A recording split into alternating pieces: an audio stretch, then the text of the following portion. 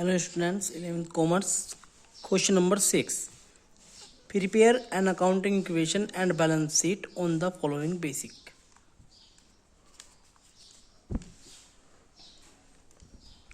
तो सबसे पहले इसका फॉर्मेट तैयार कर लेंगे, पर्टिकुलर एसेट्स और लायबिलिटीज।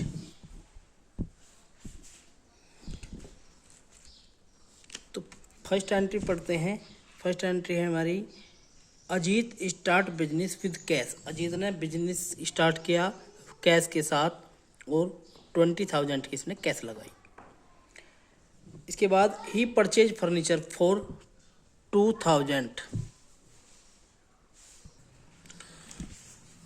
2,000 रुपये का फर्नीचर परचेज किया।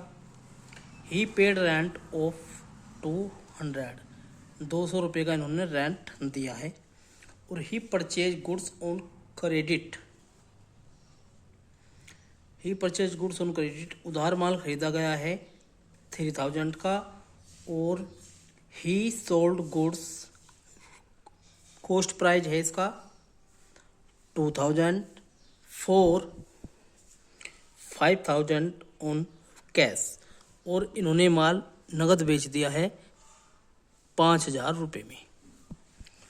तो सबसे पहले ये करेंगे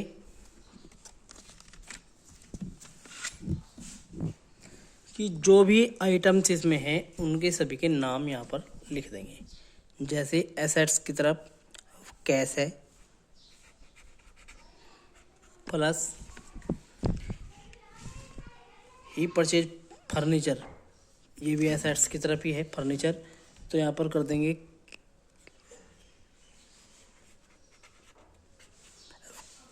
कैश प्लस फर्नीचर। और इसके बाद he purchase goods on credit, goods भी है तो फर्नीचर के साथ ही प्लस में कर देंगे यहाँ पर गुड्स।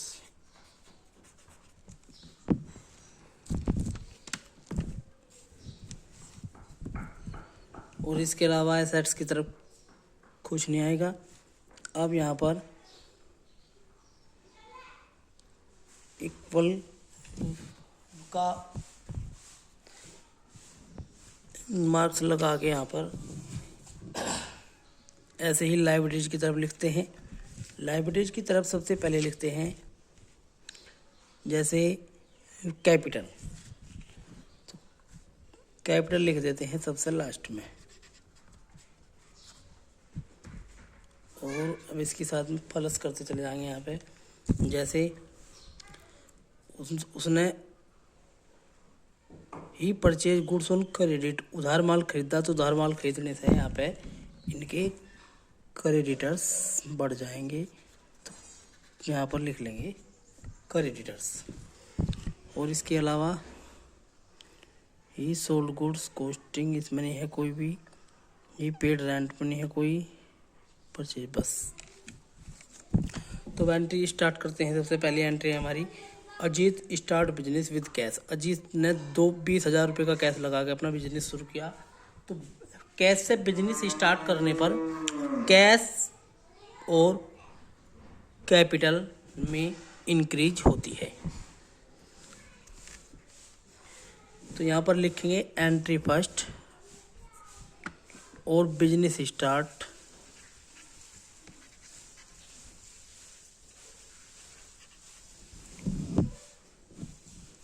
और कैश लगाया है 20,000 रुपये का।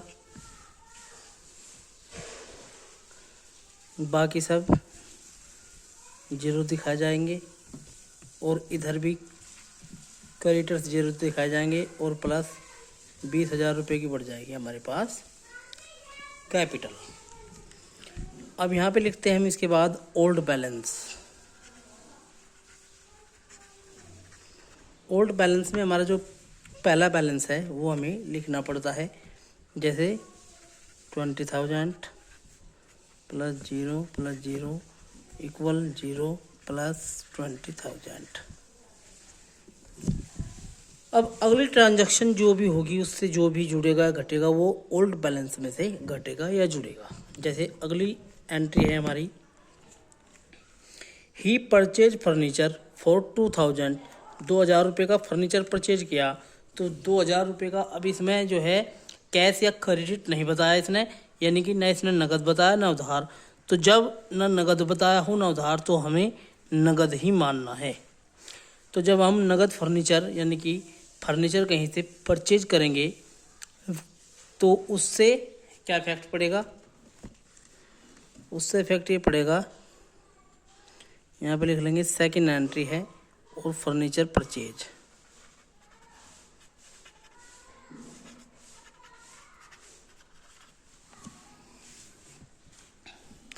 उससे इफेक्ट ये पड़ेगा कि हमारा जो है 2000 रुपये का तो घटेगा कैश, और प्लस हमारे पास 2000 रुपये का बढ़ जाएगा फर्नीचर, और अदर पर कोई इफेक्ट नहीं पड़ेगा। यहाँ पर 0 और इधर भी 0, सब 0 का मतलब है कि जो ऊपरला ओल्ड बैलेंस है ना उसमें कुछ घटा ना बढ़ा। तो ओल्ड बैलेंस फिर लिखते हैं यहाँ पे 20,000 में से 200 घटाने पर 18,000 प्लस 2,000 का फर्नीचर बढ़ गया, और गुड्स अभी तक 0 हैं, इधर क्रेडिटर्स अभी तक 0 हैं, और प्लस कैपिटल है हमारे पास 20,000 की।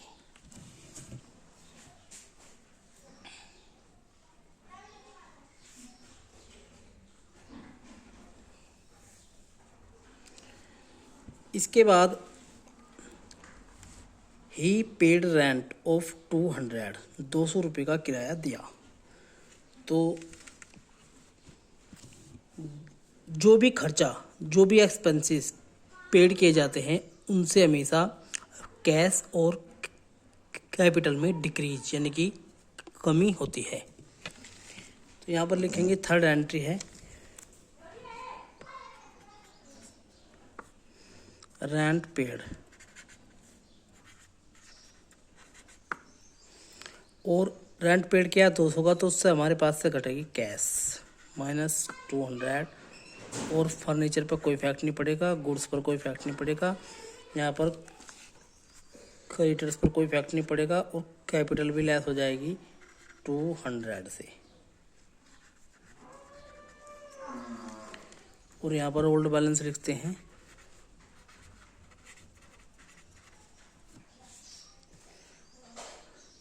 17,800 प्लस फर्नीचर है हमारा ऊपर 2,000 का, गुड्स 0 है, यहाँ पर क्रेडिटर्स 0 हैं,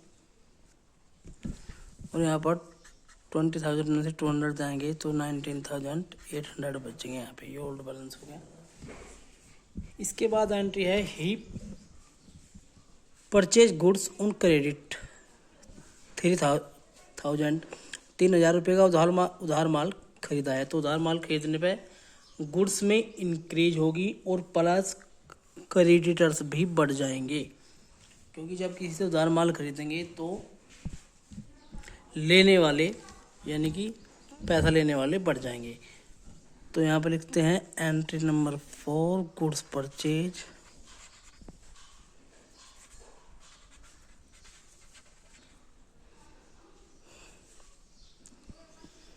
और उधार खरीदने पे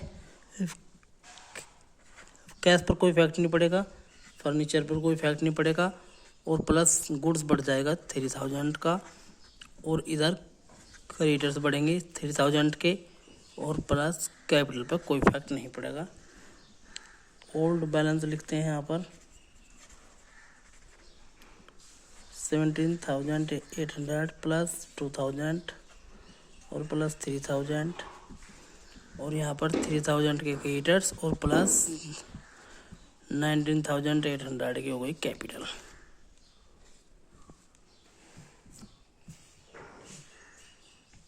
इसके बाद लास्ट एंट्री है ही sold goods cost price 2,000 for 5,000 on cash.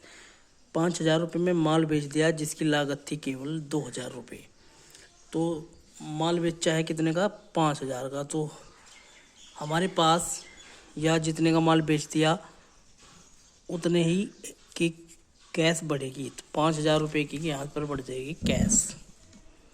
यहाँ पर एंट्री लिखते हैं गुड्स सोल्ड और प्लस इंक्रीज हो जाएगी कैश में 5000 की। फर्नीचर पर इसका कोई इफेक्ट नहीं पड़ेगा और माइनस गुड्स घटेगा हमारे पास से 2000 का, क्योंकि जो माल हमने बेच दिया उसकी लागत जो थी वो 2000 थी। और यहाँ पर क्रेडिटर्स पर कोई इफेक्ट नहीं पड़ेगा इसका, लेकिन कैपिटल पर इसका इफेक्ट पड़ेगा कि जो 5000 का गुड्स है वो बेच दिया, वो सॉरी जो 2000 का गुड्स है वो बेच दिया 5000 में, तो 3000 का प्रॉफिट हुआ। तो कैपिटल में हमेशा प्रॉफिट जुड़ता है और लॉस घटता है, तो इसलिए प्रॉफिट जुड़ जाएगा 3000 का।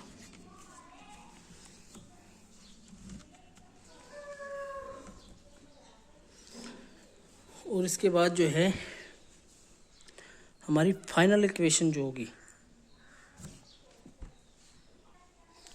जो हमारी फाइनल इक्वेशन लिखेंगे यहाँ पर,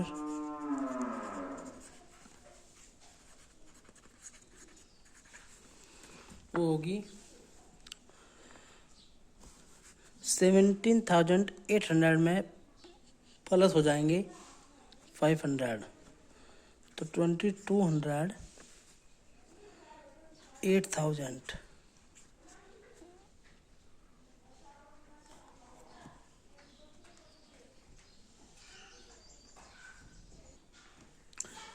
देखिए इसे दोबारा देखिए यहाँ पर फाइनल इक्वेशन,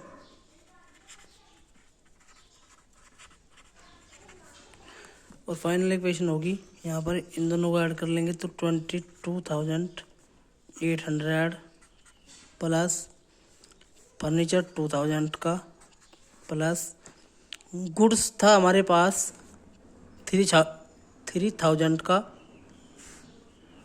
लेकिन उसमें से हमने 2000 का गुड्स सोल्ड किया है, तो यहाँ पर केवल गुड्स बचेगा 1000 का, और इधर 3000 के क्रेडिटर्स और प्लस 22,800 की हो जाएगी कैपिटल। और अब इसी से ही हमारी बैलेंस शीट भी तैयार होगी।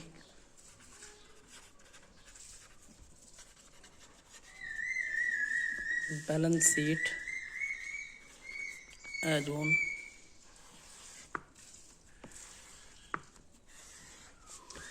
बैलेंस शीट में लायबिलिटीज साइड ये है और एसेट्स ये है। ये है लायबिलिटीज और ये है यहाँ पर एसेट्स। तो लायबिलिटीज में लिखते हैं सबसे पहले कैपिटल, और कैपिटल है हमारी, जो कैपिटल है वो है हमारी 22,800, तो कैपिटल लिख लेंगे 22,800, और यहाँ पे लिखते हैं क्रेडिटर्स 3000 के, तो ये हो गए 25,800। इसके बाद तैयार करते हैं एसेट्स। यदि एसेट्स का टोटल भी इक्वल यानी कि इसी के जितना आएगा तो इसका मतलब हमारी बैलेंस शीट सही है। यहाँ पर लिखते हैं कैश 22,800। इसके बाद लिखते हैं फर्नीचर। फर्नीचर जो है हमारा, फर्नीचर है 2000 का,